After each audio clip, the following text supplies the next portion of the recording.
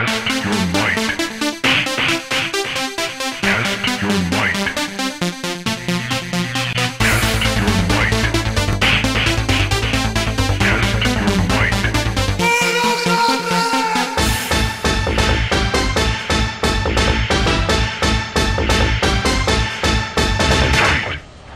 You will learn respect.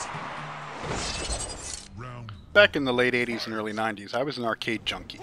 Weekends, after school, before or after work, whenever I could, I was someplace with an arcade machine or a full-fledged arcade. And the games I ended up playing the most were the fighting games. In 1992, a new game came out with digitized actors as the characters and something that made everybody in the arcades go crazy: blood and the killing of opponents. That game was Mortal Kombat. 19 years later, the 9th Mortal Kombat game has hit the consoles with both a decidedly retro feel and a whole new feel at the same time. This is the best Mortal Kombat game to date.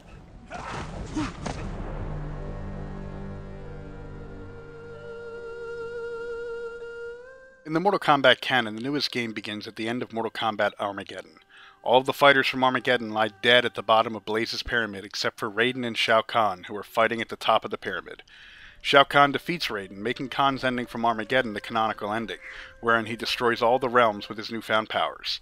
However, before he strikes the killing blow on the Thunder God, Raiden sends a message back to his past self to try to alter the events that have occurred.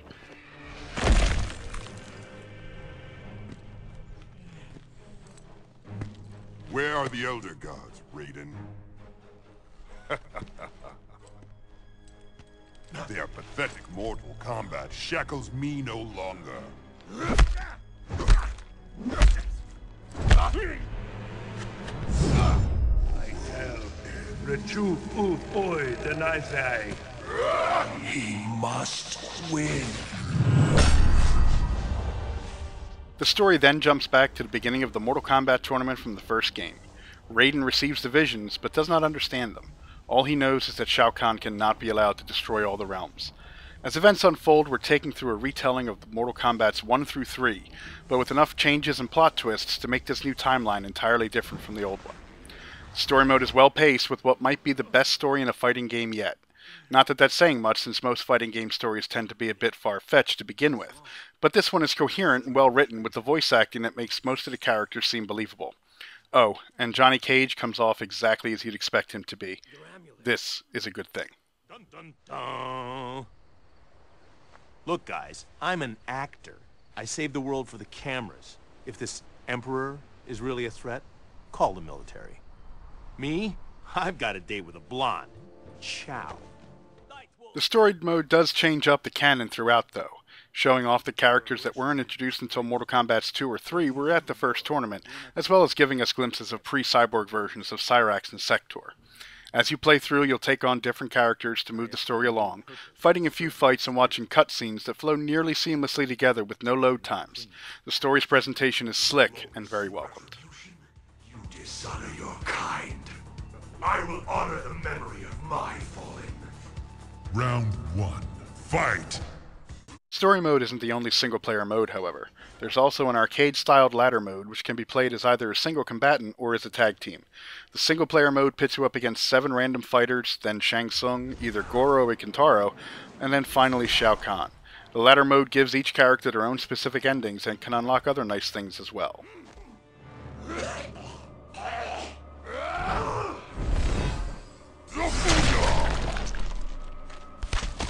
Shao Kahn wins. Fatality.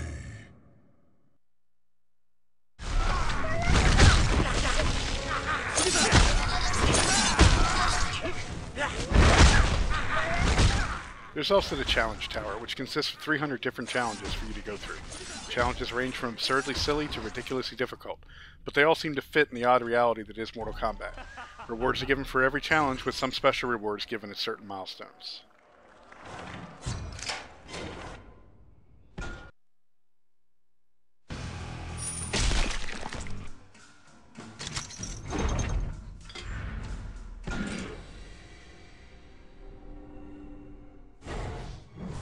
Mortal Kombat also includes a tutorial mode to give you the basics of combat, and a very well-designed fatality trainer to help you pull off the sometimes gruesome fatalities.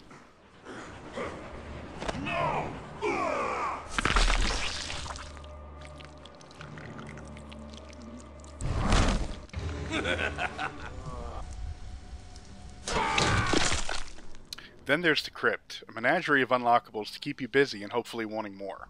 There are over 300 things to unlock, ranging from concept art to alternate costumes to extra fatalities for each character.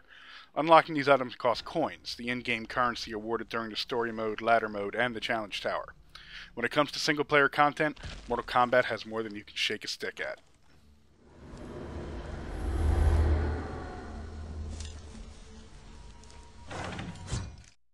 So, what's a fighting game without multiplayer? Well, only half a game, really. Mortal Kombat brings the multiplayer action to the forefront.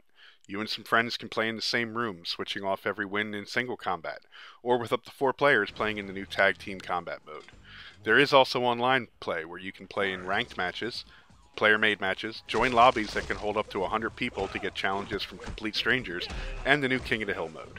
King of the Hill is a nice concept, putting up to 8 players into a room with 2 of them fighting and the rest spectating. The winner stays on, the loser goes to the end of the line. It really feels like putting your quarters up on the arcade machine.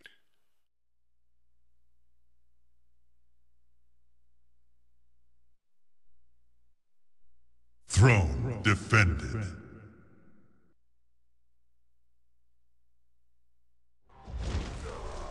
Unfortunately, my time online has been anything but smooth. On both the PlayStation Network and Xbox Live, lag has been a constant hindrance. This seems to be especially true in the King of the Hill matches. In fact, King of the Hill has actually frozen my Xbox a few times, each time when I was in the middle of a match.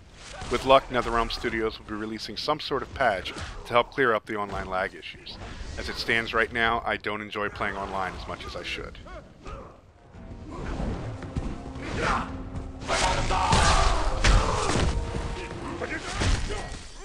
Mortal Kombat also introduces a super meter to the series.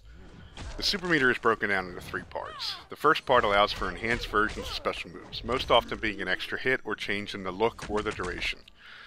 The second part allows for combo breakers to be performed. Then there's the X-ray moves, devastating combos that can only be used when your super meter is full. These moves not only do a ton of damage when they hit, but their stylistic look inside the characters makes them look extremely painful. In fact, some of them should honestly kill your opponent when they hit, but in the mystical reality that is Mortal Kombat, well, people can come back from a blade through their skull. It's pretty well awesome. Anyway, well-timed X-rays can mean the difference between a crushing defeat or bringing the match back to a more even keel. He got caged. That's it. Ha ha! Oh yeah, I'm so pretty.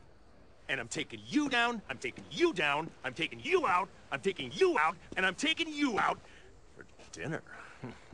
Ugh. There's not a whole lot to find fault with in Mortal Kombat. NetherRealm Studios has taken the Unreal Engine 3 to a fidelity rarely seen, which could be owed in part to the 2D fighting plane. The return to the 2D fighting plane is welcomed and was definitely where any new MK game needed to go. The sound and voice acting are well done, with great remixes of older Mortal Kombat music used on stages. The fatalities are a welcome thing, for the most part, with most of them being great to watch and perform. The combo system, while I blow at it, can make for some devastating and painful looking attacks.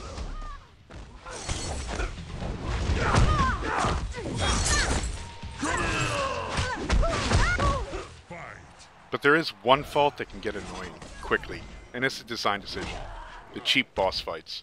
Goro, Kintaro, and Shao Kahn can be some of the cheapest bosses to fight in history.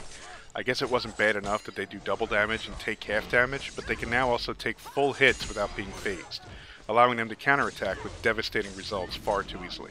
Shao Kahn is the worst for this, but that becomes even worse when you realize the only real way to beat them consistently is to use cheap tactics yourself.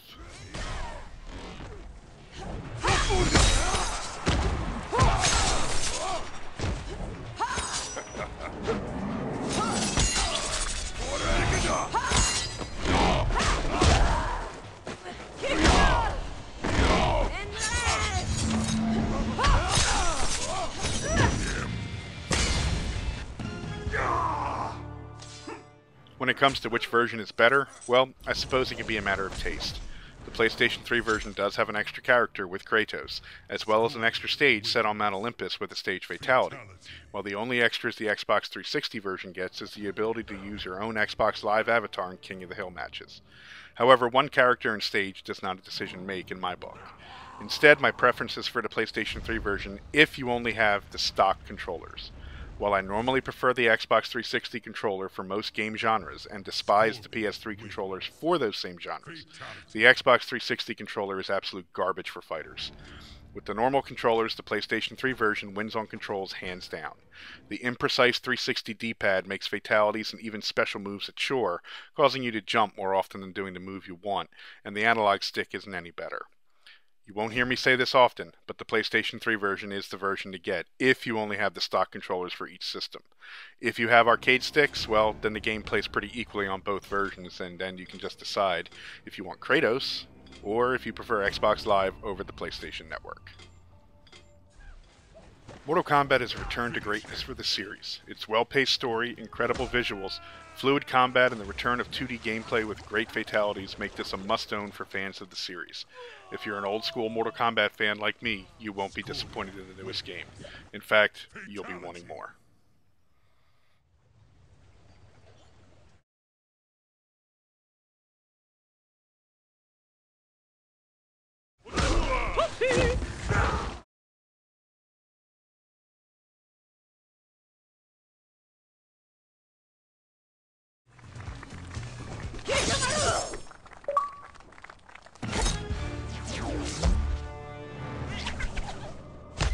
Kitana wins. They ballot.